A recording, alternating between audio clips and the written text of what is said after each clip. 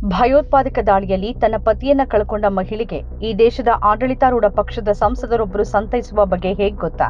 ನೀನು ಕೈ ಮುಗಿದು ದಯನೀಯವಾಗಿ ನಿಂತಿದ್ರಿಂದ ನಿನ್ನ ಪತಿಯನ್ನ ಆ ಉಗ್ರರು ಕೊಂದು ಹಾಕಿದ್ರು. ನೀನು ಪ್ರಧಾನಿಯ ಅಗ್ನಿವೀರ್ ಯೋಜನೆಯಲ್ಲಿ ತರಬೇತಿ ಪಡೆದಿದ್ರೆ, ನಿನ್ನ ಕೈಯಲ್ಲಿ ಬಡಿಗೆ ಅಥವಾ ರಾಡ್ ಇದ್ದಿದ್ರೆ ನಿನ್ನ ಪತಿ ಉಳಿತಿದ್ರು. ನೀನು ಆ ಉಗ್ರನನ್ನೇ ಕೊಂದು ಹಾಕಬಹುದಿತ್ತು. ಪಹಲ್ಗಾಮ್ನಲ್ಲಿ ಭಯೋತ್ಪಾದಕ ದಾಳಿಯಲ್ಲಿ ಬಲಿಯಾದವರ ಮನೆಯವರಿಗೆ ಬಿಜೆಪಿಯ ಸಂಸದರೊಬ್ಬರು ಹೇಳಿರುವ ಮಾತುಗಳಿವು. वहां पर जो हमारी वीरांगनाएं बहन थी, जिनकी मां का सिंदूर छीन लिया गया, अगर उन्होंने अहिल्याबाई का इतिहास पढ़ा होता तो उनके सामने उनके पति को कोई निरपराध इस तरह से गोली नहीं मार सकता था, चाहे वो भी शहीद हो जाती। जोश नहीं था, जज्बा नहीं था, दिल नहीं था, इसलिए हाथ जोड़ के गोली का शिकार हुआ। ಪಹಲ್ಗಾಮ್ನಲ್ಲಿ ಸಾಹಸ ಪ್ರದರ್ಶಿಸಿದ ಮಹಿಳೆಯರಿಂದಾಗಿ 26 ಮಂದಿಯ ಹತ್ಯೆಯಾಗಿದೆ ಅಂತ ಹೇಳಿದ್ದಾರೆ ಬಿಜೆಪಿಯ ಸಂಸದ ರಾಮಚಂದ್ರ ಜಾಂಗ್ರಾ. ಶೌರ್ಯ ತೋರುವ ಸ್ಫೂರ್ತಿಯ ಕೊರತೆಯಿಂದಾಗಿ 26 ಮಂದಿ ಪ್ರವಾಸಿಗರನ್ನ ಉಗ್ರಗಾಮಿಗಳು ಹತ್ಯೆ ಮಾಡಿದ್ದಾರೆ ಅಂತ ಬಿಜೆಪಿ ರಾಜ್ಯಸಭಾ ಸದಸ್ಯ ರಾಮಚಂದ್ರ ಜಾಂಗ್ರಾ ಹೇಳಿದ್ದಾರೆ.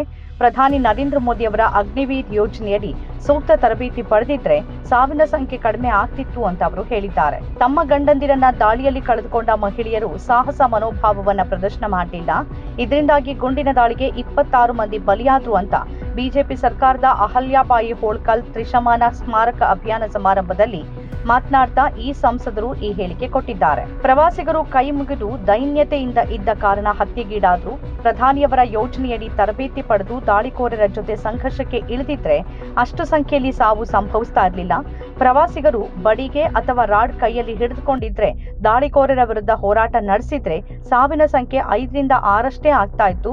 3 ಉಗ್ರರನ್ನ ಸಾಯಿಸಬಹುದಿತ್ತು ಅಂತ ಹೇಳಿದ್ದಾರೆ. ಜಾಂಗ್ರಾ ಅವರ ಹೇಳಿಕೆಯನ್ನ ಕಾಂಗ್ರೆಸ್ ಪಕ್ಷ ಕಟುವಾಗಿ ಟೀಕಿಸಿದ್ದು, ತನ್ನ ಪತಿಯನ್ನ ದಾಳಿಯಲ್ಲಿ ಕಳೆದುಕೊಂಡ ಮಹಿಳೆಗೆ ಮಾಡಿದ ಘೋರ ಅವಮಾನ ಇದಾಗಿದೆ ಅಂತ ಆರೋಪಿಸಿದೆ. ಪಹಲ್ಗಾಮ್ನಲ್ಲಿ ಭದ್ರತಾ ಸಿಬ್ಬಂದಿ ಇದ್ದಿದ್ರೆ ಆ 4 ಜನ ಭಯೋತ್ಪಾದಕರು ಬಂದು 26 ಮಂದಿಯನ್ನ ಕೊಲ್ಲೋಕೂ ಆಗ್ತಿರ್ಲಿಲ್ಲ. ಆ ಉಗ್ರರಿಗೆ ಅಲ್ಲಿಂದ ಜೀವಂತ ವಾಪಸ್ ಹೋಗೋಕೂ ಆಗ್ತಿರ್ಲಿಲ್ಲ. ಆದರೆ ಕಾಶ್ಮೀರದ ಆ ಸೂಕ್ಷ್ಮ ಸ್ಥಳದಲ್ಲಿ ಒಬ್ಬ ಸೈನಿಕನನ್ನ ಪೊಲೀಸ್ ಸಿಬ್ಬಂದಿಯನ್ನ ನಿಯೋಜನೆ ಮಾಡಿರಲಿಲ್ಲ. ಆ ಮಹಾ ಭದ್ರತಾ ವೈಫಲ್ಯದ ಹೊಣೆ ಹೊರಬೇಕಾಗಿದ್ದು ಕಾಶ್ಮೀರದಲ್ಲಿ ಸೇನೆ ಹಾಗೂ ಪೊಲೀಸರನ್ನ ನಿಭಾಯಿಸುತ್ತಿರುವ ಮೋದಿ ಸರ್ಕಾರ. ಆದರೆ ಮೋದಿಜಿಯ ಪಕ್ಷದ ಸಂಸದ ಅದೆಷ್ಟು ನಿರ್ಲಜ್ಜ, ಅದೆಷ್ಟು ಧೈರ್ಯವಂತ ಅಂದ್ರೆ ಆತ ಸರ್ಕಾರದ ವೈಫಲ್ಯವನ್ನ ಮುಚ್ಚಾಕೋದು ಮಾತ್ರವಲ್ಲ, ಬಲಿಯಾದವರನ್ನೇ ಕಟಕಟಿಯಲ್ಲಿ ನಿಲ್ಲಿಸ್ತಾರೆ, ಸಂತ್ರಸ್ತರನ್ನೇ ತಪ್ಪಿತಸ್ಥರು ಅನ್ನುವಂತೆ ಬಿಂಬಿಸ್ತಾರೆ, ತಮ್ಮವರನ್ನ ಕಳ್ಕೊಂಡವರನ್ನೇ ಅಪರಾಧಿಗಳು ಅನ್ನುವಂತೆ ಚಿತ್ರಿಸ್ತಾರೆ, ಅವರನ್ನೇ ದೂರ್ತಾರೆ. ಕುಟುಂಬ ಸಮೇತ ಪ್ರವಾಸಕ್ಕೆ ಹೋದ ಗೃಹಿಣಿಯರು ಕೈಯಲ್ಲಿ ಬಡಿಗೆ ಹಾಗೂ ರಾಡ್ ಹಿಡಿದುಕೊಳ್ಬೇಕಿತ್ತು ಅಂತ ಹೇಳುವ ವ್ಯಕ್ತಿ ಈ ದೇಶದ ರಾಜ್ಯಸಭೆಯಲ್ಲಿದ್ದಾರೆ ಅಂದ್ರೆ ಅದೆಂತಹ ನಾಚಿಕೆಗೇಡು. ಪತಿಯ ಮೇಲೆ ಉಗ್ರರು ದಾಳಿ ನಡೆಸುವಾಗ ಪತ್ನಿ ದೀನವಾಗಿ ಪ್ರಾರ್ಥಿಸಿದ್ದೇ ತಪ್ಪು ಅಂತ ಹೇಳೋರು ಜನಪ್ರತಿನಿಧಿಯಾಗಿ ಮುಂದುವರಿಬೇಕಾ? ಒಬ್ಬ ಬಿಜೆಪಿ ಸಚಿವ ದೇಶದ ಹೆಮ್ಮೆಯ ಮಹಿಳಾ ಸೇನಾಧಿಕಾರಿಯನ್ನೇ ಉಗ್ರರ ಸೋದರಿ ಅಂತ ಹೇಳ್ತಾರೆ. ಬಿಜೆಪಿ ಡಿಸಿಎಂ ಒಬ್ಬರು ಈ ದೇಶದ ಸೈನಿಕರು ಪ್ರಧಾನಿಯ ಕಾಲ ಬುಡದಲ್ಲಿದ್ದಾರೆ ಅಂತ ಹೇಳ್ತಾರೆ. ಈಗ ನೋಡಿದ್ರೆ ಪಹಲ್ಗಾಮ್ ಭಯೋತ್ಪಾದಕ ದಾಳಿಯಲ್ಲಿ 26 ಜನ ಅಮಾಯಕರು ಬಲಿಯಾಗಿದ್ದು ಅವರದ್ದೇ ತಪ್ಪಿನಿಂದ ಅನ್ನುವಂತೆ ಮತ್ತೋರ್ವ ಬಿಜೆಪಿ ಸಂಸದರು ಹೇಳಿಕೆ ಕೊಡ್ತಾರೆ. ತಮ್ಮ ಹೇಳಿಕೆಯ ಮೂಲಕ ಭಯೋತ್ಪಾದಕರ ದಾಳಿಯಲ್ಲಿ ಬಲಿಯಾದ ಅಮಾಯಕರು, ಅವರ ಕುಟುಂಬದವರು, ಆಮೇಲೆ ಭಾರತದ ಸೇನಾ ಕಾರ್ಯಾಚರಣೆಯಲ್ಲಿ ಬಲಿಯಾದ ಸೈನಿಕರು, ಪಾಕಿಸ್ತಾನದ ದಾಳಿಯಲ್ಲಿ ಬಲಿಯಾದ ಕಾಶ್ಮೀರದ ನಾಗರಿಕರು ಎಲ್ಲರನ್ನೂ ಬಿಜೆಪಿ ಸಂಸದ ಅವಮಾನಿಸಿದ್ದಾರೆ.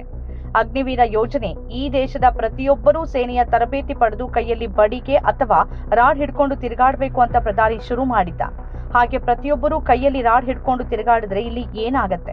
ಸಮಾಜದಲ್ಲಿ, ದೇಶದಲ್ಲಿ ಅರಾಜಕ ಪರಿಸ್ಥಿತಿ ನಿರ್ಮಾಣ ಮಾಡೋಕೆ ಪರೋಕ್ಷ ಕರೆ ಕೊಡ್ತಿದ್ದಾರಾ ಈ ಬಿಜೆಪಿ ಸಂಸದ? ಪಹಲ್ಗಾಮ್ ಭಯೋತ್ಪಾದಕ ದಾಳಿಯಾಗಿ ತಿಂಗಳು ಕಳೆದ್ರೂ ಆ 4 ಉಗ್ರರ ಪತ್ತೆಯಾಗಿಲ್ಲ ಯಾಕೆ ಅನ್ನೋದಕ್ಕೆ ಈ ಸರ್ಕಾರದ ಬಳಿ ಉತ್ತರ ಇಲ್ಲ. ಈ ಅಸಂಬದ್ಧ ಹಾಗೂ ಅವಮಾನಕಾರಿ ಮಾತಾಡಿದ ಬಿಜೆಪಿ ಸಂಸದರ ಬಳಿಯೂ ಆ ಪ್ರಶ್ನೆ ಕೇಳಿದ್ದಕ್ಕೆ ಅವರು ಉತ್ತರಿಸಿಲ್ಲ.